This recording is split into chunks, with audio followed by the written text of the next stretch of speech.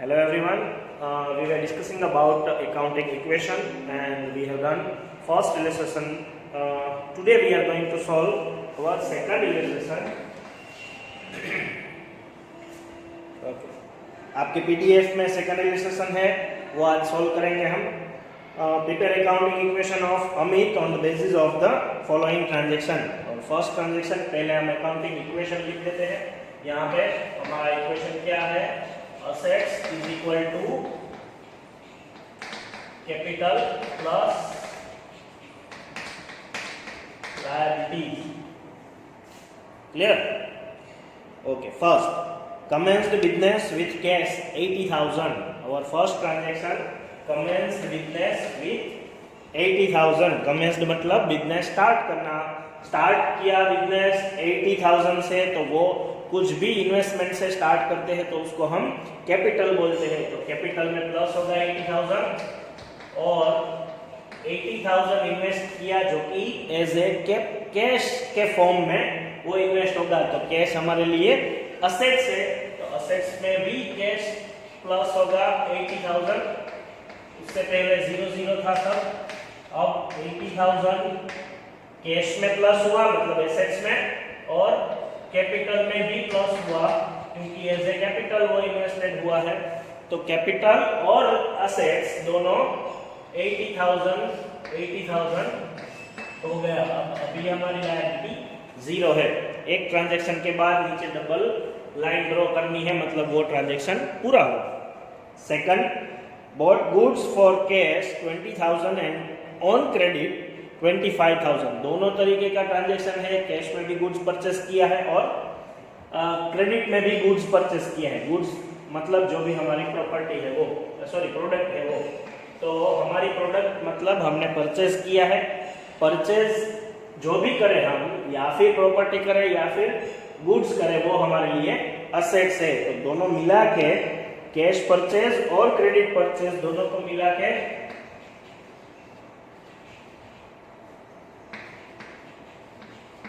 Total 45,000 का goods हमने purchase किया, तो वो हमारे लिए असेट्स है.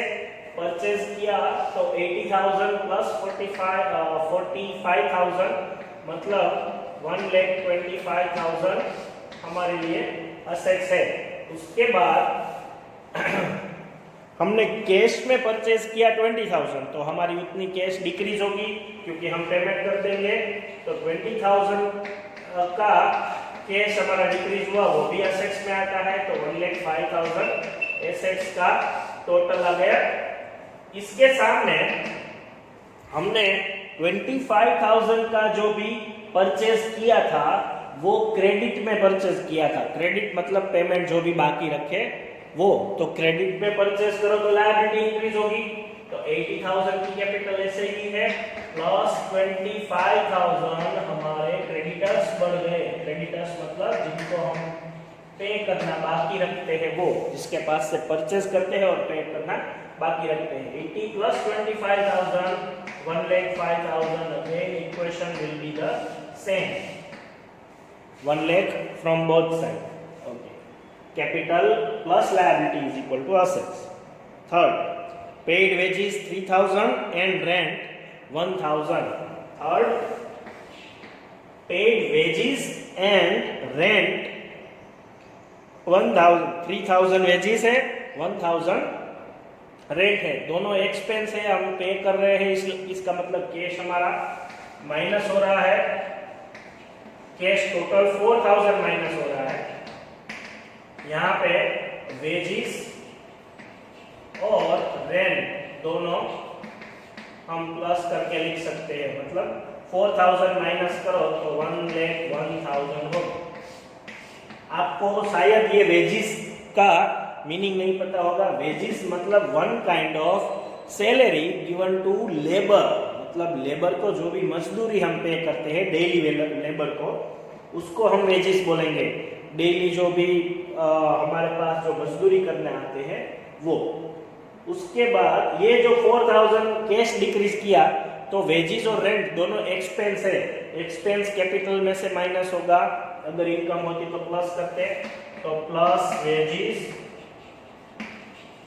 3000 सॉरी माइनस होगा और माइनस रेंट 1000 टोटल 4000 माइनस तो again 1,01,000 for both the side. Clear? Equation will be the same. For wages outstanding 1000. Okay अब क्या है आउटस्टैंडिंग मतलब बाकी रहा। हमने कंसेप्ट सीखा था ना एक एक्रूअल बेसिस और कैश बेसिस अकाउंटिंग। हम एक्रूअल बेसिस अकाउंटिंग ही सीखेंगे, कैश बेसिस नहीं सीखेंगे। मतलब वेजिस का खर्चा हो गया लेकिन पेमेंट करना बाकी है तो वो ड्यू हो गया। मतलब तो वेजिस का जो जब भी एक्सपेंस हुआ है तब उनको हम नोट कर देंगे whether it is yet to be paid और इट इज ऑलरेडी पेड, हम उसको नोट कर देंगे। तो as a expense wages minus होगा 1000 कैपिटल में से एक्सपेंस हमने माइनस कर दिया लेकिन वो तो हमारी लायबिलिटी है क्योंकि अभी पे करना बाकी है तो लायबिलिटी में प्लस होगा 1000 वेजिस हमारा एज ए एक्सपेंस माइनस होगा और एज ए लायबिलिटी उसमें प्लस होगा क्योंकि पे करना बाकी है। आउटस्टैंडिंग का मतलब याद रखिएगा, आउटस्टैंडिंग मतलब पे करना बाकी है। तो यहाँ पे तो सीधा 1,01,000 ही टोटल आएगा। इस साइड कोई भी इफेक्ट नहीं हुई है, इस साइड प्लस और माइनस दोनों 1000 हो गया तो 1,01,000 इस साइड भी टोटल आएगा। तो वेजिस आउटस्टैंडिंग या कोई भी एक्सपेंस आउटस्टैंडिंग हो तो यहाँ पे माइनस करके एज ए एक्सपेंस यहाँ पे माइनस करके लायबिलिटी में प्लस करेंगे। ऐसे इनकम के भी ट्रांजैक्शन आएंगे। ये 1,01,000 जो है वो हम ऐसे ही कैरी फॉरवर्ड कर देंगे। आप तो वहीं से लिखना स्टार्ट करना।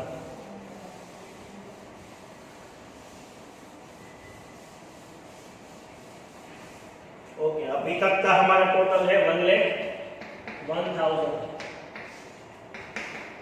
और बहुत कैसा है।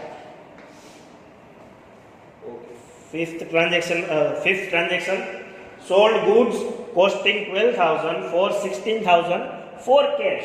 Okay fifth transaction sold goods मतलब हमारी इतनी कैश इतनी हमारी प्रोडक्ट मतलब गुड्स हमारा इतना गया, गुड्स हमारे लिए एसेट्स है उसमें से माइनस करेंगे हम। हमारा 12,000 का गुड्स चला गया, क्लियर, तो उतना माइनस करेंगे। कैश सेल्स है हमारा, उसकी हमको पेमेंट मिल रही है। कितने में हमने सेल किया 16,000 में, तो हमें कैश कितनी मिल रही है 16,000। 12,000 माइनस करके 16,000 प्लस करो तो टोटल आएगा 1,05,000। और इसमें इस ट्रांजैक्शन में 12,000 का गुड्स हम 16,000 में सेल कर रहे हैं मतलब 4,000 का हमारा प्रॉफिट है। कोई भी प्रॉफिट हम कैपिटल में प्लस कर रहे हैं तो प्रॉफिट 4,000 का कैपिटल में प्लस कर दो तो 1,05,000 इस साइड भी आ जाएगा। अगर प्रॉफिट या इनकम हो तो प्लस करना है, लॉस या एक्सपेंस हो तो माइनस करना है। उसके बाद सिक्स्थ ट्रांजैक्शन हमारा goods bought was return to creditors 1,000। पहले हमने कोई भी एक गुड्स परचेज किया था वो हम रिटर्न कर रहे हैं, कोई भी वजह हो सकती है उसकी, तो हम रिटर्न कर रहे हैं, उसको हम परचेज रिटर्न बोल रहे हैं। उसकी वजह से गुड्स हमारा डिक्रीज होगा क्योंकि हम वापस कर रहे हैं जिसके पास से लिया था उसको, तो असेट्स में इफेक्ट होगी, गुड्स है इसलिए, तो असेट्स में डिक्रीज होगा परचेज रिटर्न क्योंकि हम वापस भेज रहे हैं इसलिए गुड्स हमारा डिक्रीज होगा।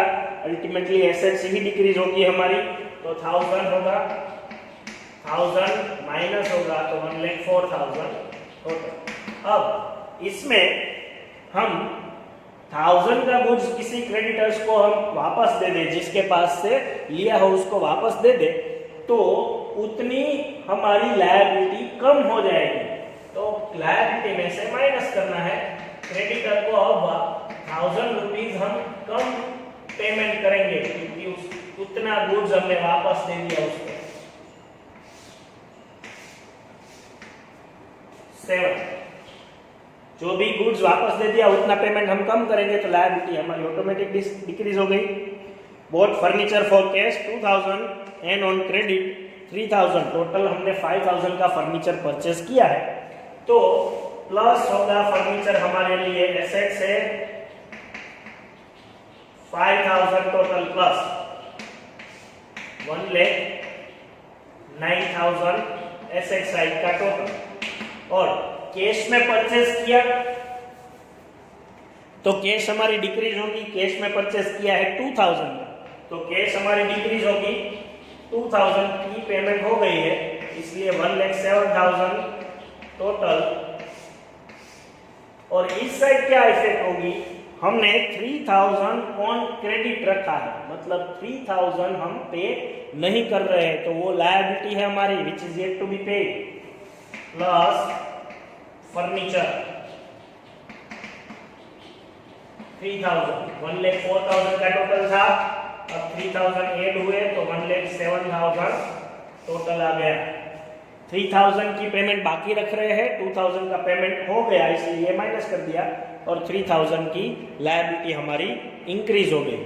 उसके बाद 8 charge interest on capital 10% for the year.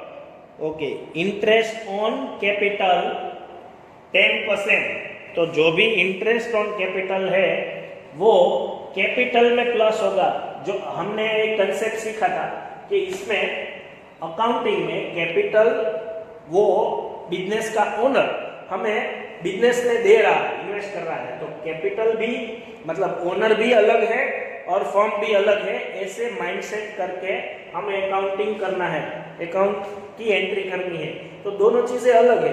वो जो फर्म है और उनका ओनर है, दोनों के बीच में जो भी ट्रांजैक्शन है वो भी हम नोट डाउन करेंगे। फर्म को कैपिटल मिली है, इसके पास से ओनर के पास से, तो ओनर के पास से जो भी कैपिटल मिली है उसका वो इंटरेस्ट पे करेंगे ओनर को। भले ही देखने में ऐसा लगे कि वो खुद का पैसा खुद ही रख रहा है, लेकिन फर्म और ओनर दोनों अलग है, ऐसा माइंडसेट रखना है।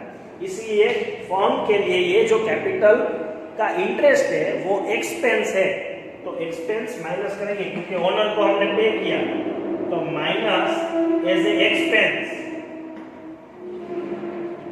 एक्सपेंस हुआ। अब कैपिटल उसकी कितनी थी 80,000, फर्स्ट ट्रांजैक्शन में देखो हमारा कैपिटल 80,000 थी, उसके ऊपर 10% इंटरेस्ट हमने पे किया तो 8,000 माइनस होगा। लेकिन ये कैपिटल का इंटरेस्ट ओनर चाहे तो विड्रॉ कर सकता है, चाहे तो उसी में रख सकता है। अभी विड्रॉ नहीं कर रहा है, ऐसी कोई इंस्ट्रक्शन नहीं मिली कि वो विड्रॉ कर रहा है, तो हम ऐसा ही मानते हैं कि वो कैपिटल में ही प्लस करते जा रहा है, तो वापस प्लस होगा, उतनी कैपिटल इंटरेस्ट होगा, इतनी कैपिटल इंक्रीज होगी। इसमें मैंने शॉर्ट फॉर्म में लिखा है इंटरेस्ट ऑन कैपिटल, IOC मतलब इंटरेस्ट ऑन कैपिटल 8,000 वापस कैपिटल में ही प्लस होगा। एक बार फिर समझिए, इंटरेस्ट ऑन कैपिटल फर्म के लिए एक्सपेंस है, फर्म ओनर को पे करेगी, इसलिए एज ए एक्सपेंस हम कैपिटल में से माइनस करते हैं सब एक्सपेंस। उसके बाद इंटरेस्ट ऑन कैपिटल जितना भी एवरी ईयर पे करे वो फर्म में ही रहेगा, तो कैपिटल इंक्रीज होती जाएगी, जितना इंटरेस्ट उसको मिलेगा उतना कैपिटल में ही प्लस होते जाएगा, तो उतनी कैपिटल अब बढ़ गई। अब हम कैपिटल 88,000 काउंट कर सकते हैं, तो इसीलिए हमने कैपिटल में प्लस किया, एज ए एक्सपेंस माइनस होगा और as a increase of capital वो प्लस होगा। माइनस प्लस दोनों सेम हो गया, तो 1,07,000 टोटल, 1,07,000 इस साइड का भी टोटल। ओके, इसके बाद last transaction cash deposited into bank. Cash हमने हमारी जो फर्म की कैश थी वो हमारे ही बैंक अकाउंट में डिपॉजिट कर लिए, तो कैश बैलेंस और बैंक बैलेंस दोनों हमारे लिए एसेट्स है, तो कैश माइनस होगी क्योंकि कैश चली गई हमारे फर्म में से 50,000, तो कैश हमारी चली गई माइनस हो गई, एसेट्स में से माइनस, कैश बैलेंस हमारे लिए एसेट्स है, लेकिन बैंक बैलेंस हमारे लिए भी एसेट्स ही है, तो उसमें तो प्लस होगा, तो यहाँ पे हम बैंक लिख के प्लस कर देंगे 50,000। सेम साइड इफेक्ट होगी क्योंकि कैश बैलेंस और बैंक बैलेंस दोनों हमारे लिए असेट्स है। तो 50,000 माइनस और 50,000 प्लस 1,07,000 ही टोटल दोनों साइड रहेगा। तो ये हमारा सेकंड इलस्ट्रेशन था। इसमें आपको कैपिटल का इंटरेस्ट ये अलग आया समझने जैसा, और एक अब जो ट्रांजैक्शन आया उसमें दोनों मिक्स आ गए थे कि कैश पेमेंट आधा हो रहा है आधा नहीं हो रहा है, कुछ पेमेंट कर रहे हैं कुछ बाकी रख रहे हैं, ऐसे भी ट्रांजैक्शन आ गए थे। प्रॉफिट वाला तो पहले ही आ गया था, ये ट्रांजैक्शन भी नहीं आया कि कैश डिपॉजिट इनटू बैंक, तो हमारी कैश माइनस होगी, बैंक बैलेंस हमारे ही प्लस होगी। तो ऐसे ट्रांजैक्शन सीखते जाइएगा, उसमें एक्सरसाइज के सम है वो भी प्रैक्टिस के लिए आपको दिए गए हैं, वो भी सॉल्व करते जाना। और आगे हम नेक्स्ट लेक्चर में थर्ड हमारा इलस्ट्रेशन करेंगे। Thank you.